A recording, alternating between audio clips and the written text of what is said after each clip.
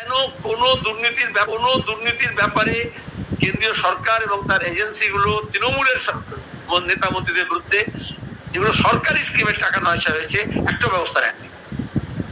এই যে বিবেকানন্দ উড়ালপুর যখন ভেঙে পড়লো, ওটা তো আমি জানি, আমি তো নিজে আরবান ডেভেলপমেন্টের চেয়ারম্যান ছিলাম, আমার সময় একটা স্যাংশন হয়েছিল। তাহলে ওটা তো শেয়ার ছিল 65% সেন্ট্রাল গভর্নমেন্ট, 35% স্টেট গভর্নমেন্ট, যেটা Jawaharlal Nehru urban renewal mission JNRM, ওই যেখানে সব বড় বড় বাস এসেছিল, দেওয়া ছিল, সব বাস পুড়ে গেছে, শুধু বেঁচে দিয়েছে। ওটা UPA 1-এর সময় আমরা স্যাংশন করেছিলাম আরবান ডেভেলপমেন্টের। আমি আরবান ডেভেলপমেন্টের চেয়ারম্যান ছিলাম পার্লামেন্ট স্ট্যান্ডিং কমিটি। যেমন পরম আইল্যান্ড, যেমন ইস্ট ওয়েস্ট মেট্রো, যেমন পলতা থেকে জলের পাইপলাইন, যেমন কলকাতা শহরের ড্রেনেজের যেটা মেন সিউরেজ সিস্টেম সেটা আপগ্রেড করা, এবং বিবেকানন্দ উড়ালপুল, সেটা বিবেকানন্দ পর্যন্ত ছিল না, পোস্টা থেকে পুরো এয়ারপোর্ট পর্যন্ত ছিল। 65% সেন্ট্রাল গভর্নমেন্ট, 35% স্টেট গভর্নমেন্ট। তাহলে এবার যে ভেঙে পড়লো তার তদন্ত করলো বিজেপি। মোদী কত বড় কথা বলেছেন গত নির্বাচনের সময়। কাউকে দোষী সাব্যস্ত করা হলো, কাউকে শাস্তি দেওয়া হলো। তাহলে এটা পরিষ্কার, এখানে যা দুর্নীতি হচ্ছে তাতে 65% হচ্ছে মোদী আর 35% হচ্ছে মমতা। 65 হচ্ছে বিজেপি, পরিষ্কার বলছি, আর 35 হচ্ছে মমতা। এই তো ভালো, তার ব্যবস্থা নিতে পারতেন তো। আমরা তো বলেছিলাম ব্যবস্থা নেই, আমরা তো বলেছিলাম তদন্ত, কেন তদন্ত হলো না? এরকম অসংখ্য উদাহরণ হতে পারে। ঘরের টাকা, জলের টাকা, এই রমেলাপুর এলো না, বাংলাদেশ চলে গেল, তারপর বিস্তীর্ণ অঞ্চল ডুবে গেল জলে। পুরো প্রশাসন তো তৃণমূলের হাতে। আমরা দেবেগৌড়া গভর্নমেন্টের সময় থেকে, গুজরাটের গভর্নমেন্টের সময় থেকে, মনমোহন সিং গভর্নমেন্টের সময় থেকে এই যে আরবান এলাকা আগে রাজ্য সরকারের কাছে ছিল, আমরা বললাম যে এগুলো হচ্ছে এই সমস্ত স্মল অ্যান্ড মিডিয়াম টাউনেরও ইনফ্রাস্ট্রাকচারের দায়িত্ব কেন্দ্র সরকারেরও আছে, রাজ্য কেন্দ্র উভয়ের দায়িত্ব আছে, তার জন্য প্রোগ্রাম আছে, জয়েন্ট ভেঞ্চার। তো ব্যর্থতা দুইটা স্বীকার করে নেবেন না? টাকাগুলো যাচ্ছে কোথায়, গিলছে কোথায়? গঙ্গা প্রশ্নে বিজেপি সরকার এত অপদার্থ, বেনারস শোকেস করছে। তো সবচেয়ে বড় দুর্নীতি হয়েছে নমামি গঙ্গাতে। দুর্নীতির বিরুদ্ধে কোন মুখে কথা বলে? 14 থেকে 19 যে পার্লামেন্ট, আমি তার সদস্য ছিলাম, PSC যার চেয়ারম্যান ছিলেন মুরলী মনোহর যোশী, আমি তো একজন মেম্বার ছিলাম, এবং সমস্ত জল ও সম্পদের সব দপ্তর, নদীর সব দপ্তর একসঙ্গে নিয়ে নমামি গঙ্গা প্রজেক্ট করা হলো। সেখানে রিপোর্টে লেখা আছে 22,000 কোটি টাকার মধ্যে 12,000 কোটি টাকা দুর্নীতি হয়েছে। কোন পদক্ষেপ নিয়েছেন? কখন নিতে পারেন? একটাই তো কথা ছিল, 1989 সালে পার্লামেন্টে আইন পাস হয়েছিল, প্রথম জাতীয় জলপথ গঙ্গা, কলকাতা থেকে, সাগর থেকে এলাহাবাদ। ইউপি আছে, ঝাড়খণ্ড আছে, বিহার আছে, পশ্চিমবঙ্গ আছে। 2 মিটার নাব্যতা রাখতে হবে। এই এত ট্রাফিক জ্যাম, এত ভিড়, এত পলিউশন হয়, তাহলে টাকা খরচ হয়ে গেল, কিন্তু কোথায় 2 মিটার নাব্যতা হলো?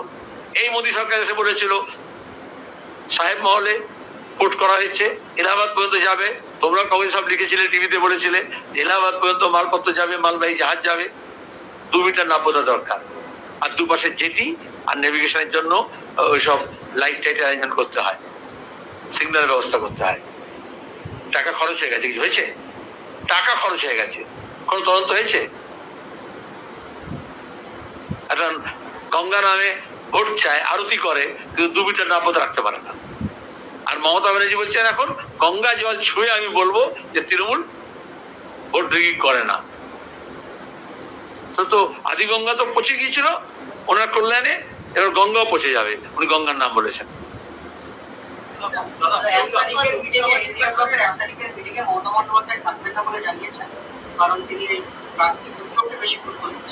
সবাই জানে কি দুর্যোগ, প্রাকৃতিক দুর্যোগও কেটে গেছে, রাজনৈতিক দুর্যোগও কেটে যাবে।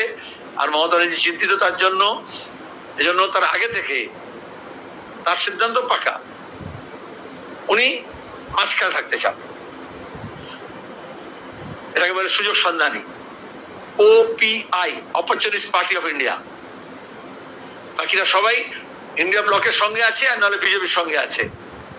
উনি গাছেরটা খাবো, তলারটা কুড়বো।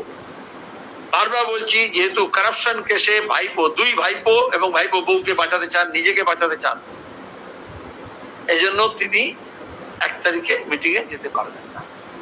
তিনি দুটো কারণ দেখিয়েছেন। বলেছেন ভোট আছে আমার। আচ্ছা, ভোট সকালে দিয়ে কতবার তিনি চলে গিয়েছেন, স্পেশাল প্লেনে যান, স্পেশাল এয়ারক্রাফটে যান। 2 হচ্ছে ঝড় আছে। আমরা দেখছি মানুষ যখন অসহায়, রেড ভলেন্টিয়ার নেমেছে, কান্তি গাঙ্গুলি নেমেছেন। মমতা ব্যানার্জি হঠাৎ দেখলাম এই প্রথম, আমি বলেছিলাম সিপিএম যখন সেক্রেটারি ছিলাম, সিপিআইএম এর কর্মীদেরকে আমরা নেতাদেরকে অ্যাক্টিভিস্ট বোর্ডে নিয়ে যাবো। আর দেখলাম সেটা তো হয়েছেই, কিন্তু তৃণমূলের নেতারা অন্তত প্রার্থীরা হঠাৎ অ্যাক্টিভিস্ট বোর্ডে গেছে, ড্রেন ফ্রেন পরিষ্কার করার জন্য, রাস্তায় অন্তত ছবি তোলার জন্য নেমেছে। যেমন ওই যে ঝাড়ু নিয়ে যেমন মোদি যেরকম, হ্যাঁ এখন লোক ভুলেও গেছে ওইগুলো, এখন বলছেন না উনি।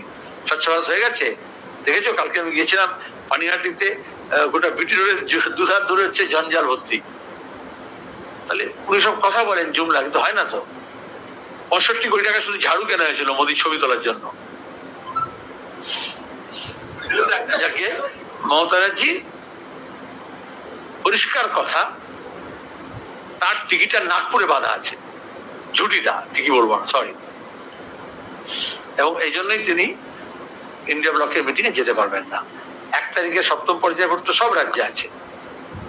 তার আগে দেখবে খবর খাইয়েছিল, বাংলা একটা কাগজ আমি দেখলাম, দিল্লিতে খবর পাঠিয়েছে তার প্রতিনিধি কেউ থাকবে, একজন এমপি চলে বলেছেন, আর এখানে বলেছে উনি থাকবেন না। আগেই 2 দিন আগে দেখা হয়েছিল, কারণ ডেট ঠিক হয়নি, 1 হবে না 2 তারিখ হবে। কলকাতার ডেট লাইনে ছিল যে যাবেন না, আর দিল্লি ডেট লাইনে ছিল যে অন্য কোনো প্রতিনিধি থাকবে। তিনি ইন্ডিয়া ব্লকের প্রথম থেকেই ডাউনগ্রেড করেছেন। সবসময় একটা ছিটকে কাউকে কি বলে, ছিটকে বলে, আমরা চোরের সময় বলে, ওর সম্পর্কে প্রয়োগ হতেই পারে, কিন্তু ছোটখাটো একটা নেতাকে পাঠিয়ে দিতেন। এবার তিনি সেটাও পাঠাচ্ছেন না। এটা তার ভয় এবং বাঁচার শেষ এফার্ট।